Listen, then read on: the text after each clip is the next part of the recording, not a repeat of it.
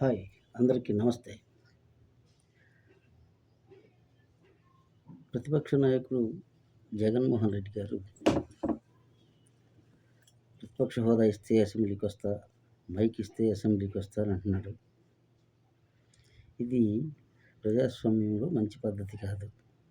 ఎందుకంటే ఎమ్మెల్యేగా గెలవటం అంటేనే ఒక మహోత్తరమైన అతిపెద్ద ఇప్పుడు ఈ రోజు ఎలక్షన్స్‌ని బట్టి, ఈరోజు ఉన్న పరిస్థితులను బట్టి ఎమ్మెల్యే గెలవాలంటే ఆషామాషీ విషయం కాదు. ఇటువంటి అద్భుతమైన అవకాశం చట్టసభల్లో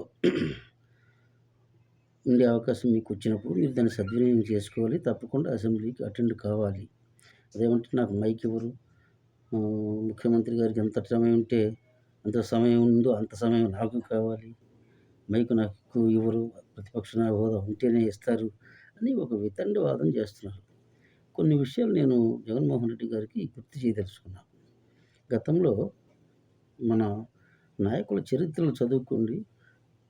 కనీసం కొంతమందిని అడిగి తెలుసుకోండి. పాత పుస్తకాలు ఉంటే తీసుకొని చదువుకోండి. గౌరవనీయులు, మహానుభావులు పుచ్చలపల్లి సుందరయ్య గారు, వావిలాల గోపాలకృష్ణయ్య గారు, తరిమల నాగిరెడ్డి గారు, ముఖ్యంగా తెలుగువారి ఒక తెలుగుతనం ఉట్టిపడే మన గౌరవ మాజీ ఉపరాష్ట్రపతి వెంకయ్య నాయుడు గారు, అలాగే ఉమ్మడి రాష్ట్రంలో అనేక మంది పెద్దలు మరి అసెంబ్లీలో మాట్లాడుతున్నప్పుడు అందరూ ప్రతిపక్ష నాయకులు కాదు వీళ్ళు. వారికున్న వాక్చాతుర్యం, వారి అనుభవం, వారికున్న సబ్జెక్టు మీద ఉన్న పట్టు, వాటితోటి వాళ్ళకు వచ్చినాయి తప్ప పేర్లు గంటల తరబడి మాట్లాడేవారు. మేము మా బోటి వాళ్ళం కూడా చూసేవాళ్ళం ఆ రోజుల్లో. వెంకయ్య నాయుడు గారు మాట్లాడుతున్నారంటే ఇక టీవీని వదిలిపెట్టకుండా ఉండేవాళ్ళం. ఎప్పుడు వచ్చి మాట్లాడే సీన్ వచ్చిద్దా, ఆయన ఎప్పుడు వస్తాడా, ఎప్పుడు మాట్లాడతాడా అని.